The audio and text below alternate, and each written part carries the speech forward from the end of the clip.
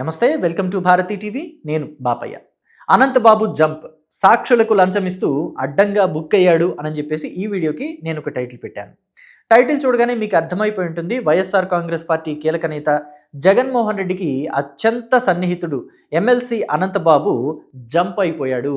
ఎందుకు జంప్ అయిపోయాడు అని అంటే, సాక్షుల్ని ప్రభావితం చేయడానికి. అంటే తాను ఇన్వాల్వ్ అయి ఉన్న ఒక అత్యంత సెన్సేషనల్ మర్డర్ కేసు ఉంది కదా, డ్రైవర్ సుబ్రహ్మణ్యంని, తన దగ్గరే డ్రైవర్గా పనిచేసి తన దగ్గర ఉద్యోగం మానేసిన దళిత యువకుడు సుబ్రహ్మణ్యంని అత్యంత దారుణంగా చంపేసి అతడి ఇంటికే డెడ్ బాడీని డోర్ డెలివరీ చేశాడు చూసారా.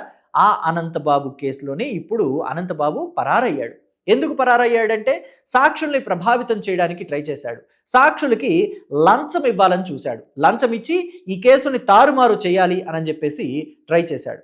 ఈ క్రమంలోనే పోలీసులకి ఇన్ఫర్మేషన్ తెలిసింది, అరెస్ట్ చేస్తారేమో, ఎందుకంటే సాక్షుల్ని ప్రభావితం చేయడానికి ట్రై చేస్తే బెయిల్ క్యాన్సిల్ అవుతుంది, అరెస్ట్ చేయాలి. సో కాబట్టి పోలీసులకి ఇన్ఫర్మేషన్ తెలిసింది అని ఈయనకు కూడా ఇన్ఫర్మేషన్ వచ్చేసింది. పోలీసులు అరెస్ట్ చేయడానికి వస్తున్నారు అనే ఇన్ఫర్మేషన్ అనంతబాబుకు కూడా వచ్చేసింది. అందుకని అనంతబాబు అక్కడి నుంచి పరారైపోయాడు. అయితే ఎలా పరారయ్యాడు? కారులో ఏమైనా వెళ్ళిపోయాడంటే లేదు. తన డ్రైవర్ని, తన కారుని, తన గన్మెన్లని అక్కడే వదిలేసి ఒక బైక్ మీద పరారయ్యాడట అనంతబాబు. అయితే ఈ విషయం మాత్రం ఇప్పుడు సెన్సేషన్గా మారింది. ఎందుకంటే అసలు పోలీసులు, రాష్ట్ర ఇంటెలిజెన్స్ డిపార్ట్మెంట్ ఏం చేస్తుంది? ఎందుకని అనంతబాబు ఇన్నిసార్లు పారిపోయాడు? ఇవాళ అనంతబాబు పారిపోవటం ఇవాళ కొత్త విషయమా? కాదు కదా. ఈ మధ్య కాలంలో ఒకసారి అనంతబాబు ఎస్కేప్ అయ్యాడు. అది కూడా ఎక్కడి నుంచి ఎస్కేప్ అయ్యాడు? ఎమ్మెల్సీల సమావేశం జరుగుతున్న శాసన మండలి భవనం నుంచి ఎస్కేప్ అయ్యాడు. ఆయనకి ఎలా వచ్చింది ఇన్ఫర్మేషన్? ఆయన కోసం పోలీసులు గాలిస్తున్నారు, పోలీసులు ఆయన్ని అరెస్ట్ చేయడానికి వస్తున్నారని చెప్పేసి ఎలా తెలిసింది అనే విషయాన్ని కూడా, మీ అనుమానం ఏంటో దాన్ని కమెంట్ బాక్స్లో తెలియచేయండి. నేను ఎలా తెలిసింది అనుకుంటున్నాను అనేది కూడా నేను మీకు కమెంట్ బాక్స్లో తెలియజేస్తాను. అలాగే ఆయన మాత్రమే కాదు, ఆయన భార్య లక్ష్మీదుర్గ అలియాజ్ రోజా కూడా ఒకసారి ఎస్కేప్ అయ్యారు. ఎక్కడికి వెళ్ళిపోయారో తెలియదు, ఇల్లు వదిలిపెట్టి పారిపోయారు. ఎక్కడికి వెళ్ళారో తెలియదు, ఎందుకు వెళ్ళారో తెలియదు, కానీ పరారైపోతారు. ఎలా పరారయ్యారు అనేది మాత్రం సస్పెన్స్గా ఉండిపోతుంది. పోలీసులు అరెస్ట్ చేయడానికి వస్తున్నారు, ఆవిడ్ని విచారణ పిలవడానికి వస్తున్నారు అన్న విషయం వాళ్ళకి ఎలా తెలుస్తుందో అర్థం కాదు. కానీ చక్కగా పోలీసులు వాళ్ళు వెళ్ళిపోయిన తర్వాత, వాళ్ళు పరారైపోయిన తర్వాత ఆ ఇంటికి వెళ్తారు. పోలీసులు చెప్పేది ఏంటంటే, వాళ్ళు ఇక్కడ లేరు, పరారయ్యారు అని చెప్పేసి. లక్ష్మీదుర్గ పరారవుతారు, అలాగే అనంతబాబు కూడా పరారవుతారు. సో ఇదే మొత్తానికి కీలకంగా మారిన అంశం. వైసీపీ అధికారంలో ఉన్నప్పుడు ఈ కేసు తాత్సారం జరిగింది, ఈ కేసు విచారణ లేట్ అయింది అంటే అనుకోవచ్చు. ఎందుకంటే అధికారంలో వైఎస్ఆర్ కాంగ్రెస్ పార్టీ ఉంది, ఆ మర్డర్ కేసులో ఇన్వాల్వ్ అయి ఉంది వైసీపీ ఎమ్మెల్సీ, కాబట్టి లేట్ అవుతుంది అనుకోవచ్చు. పైగా గతంలో మనం చూసాం, ఎమ్మెల్సీ అనంతబాబు ఈ డ్రైవర్ సుబ్రహ్మణ్యంని అత్యంత దారుణంగా చంపేసి నేనే చంపేశానని చెప్పేసి జైలుకి వెళ్ళినా దాంట్లో ఛార్జ్ షీట్ దాఖలు చేయడానికి 90 రోజుల కన్నా ఎక్కువ పట్టింది. సో అందుకే అనంతబాబుకి డిఫాల్ట్ బెయిల్ లభించింది. 90 రోజుల కన్నా ఎక్కువ పడితే ఛార్జ్ షీట్ దాఖలు చేయడానికి ఏ కేసులో అయినా సరే 90 రోజుల కన్నా ఎక్కువ టైం పడితే డిఫాల్ట్ బెయిల్ వచ్చేస్తుంది. అనంతబాబు కూడా అలాగే డిఫాల్ట్ బెయిల్ తీసుకొని బయటకు వచ్చాడు. అనంతబాబు అనుచరులంతా ఆయన ఏదో స్వాతంత్ర సమరయోధుల్లాగా ఆయన్ని భావించి ఆయనకి పూల వర్షం కురిపిస్తూ బయటికి తీసుకొచ్చారు జైల్లో నుంచి. సో ఇది వైసీపీ హయాంలో జరిగిందంటే అనుకోవచ్చు, కానీ కూటమి హయాంలో కూడా ఇలాగే జరుగుతోంది. ఏం జరుగుతుంది అసలు? పోలీసు వ్యవస్థలో ఏం జరుగుతుంది? అనంతబాబుకి ఇన్ఫర్మేషన్ ఎలా వెళ్తుంది? అనంతబాబు పోలీసులు వెళ్ళే టైంకే ఎలా పరారైపోతున్నాడు? దీని గురించే అందరూ చర్చించుకుంటున్నారు. ఇప్పుడు జిల్లా వ్యాప్తంగా, ఆ జిల్లా వ్యాప్తంగా అందరూ, కాకినాడ జిల్లా వ్యాప్తంగా అందరూ దీని గురించే మాట్లాడుకుంటున్నారు. ఏం జరుగుతుంది అసలు అని చెప్పేసి.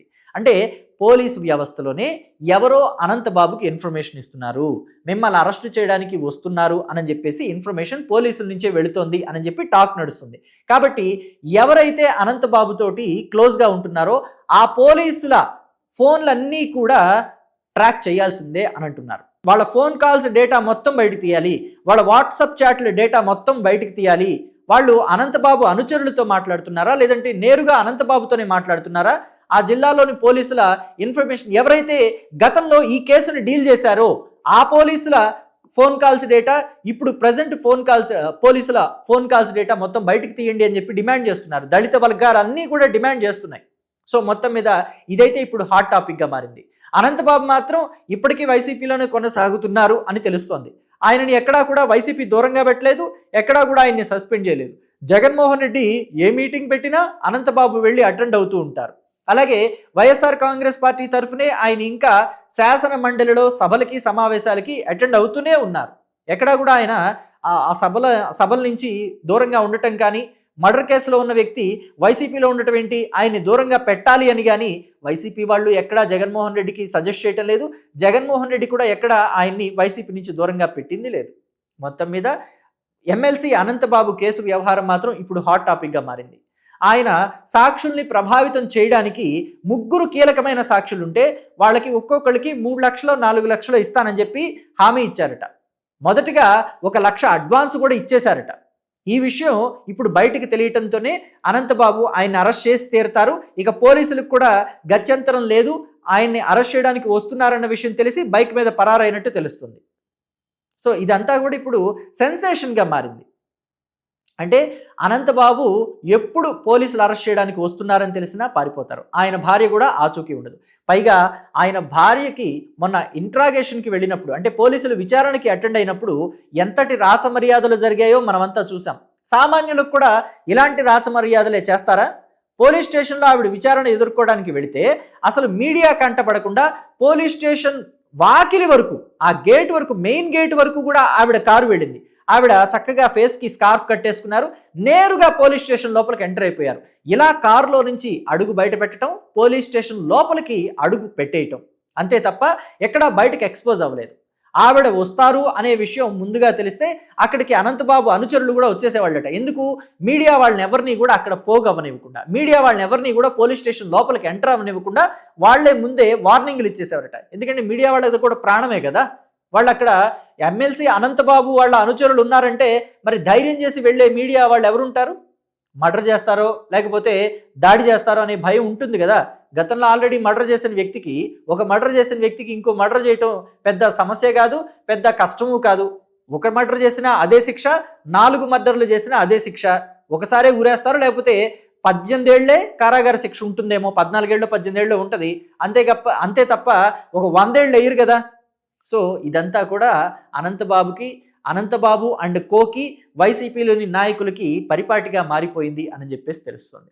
మరి దీని మీద మీ అభిప్రాయాన్ని కమెంట్ బాక్స్లో తెలియచేయండి. Thank you.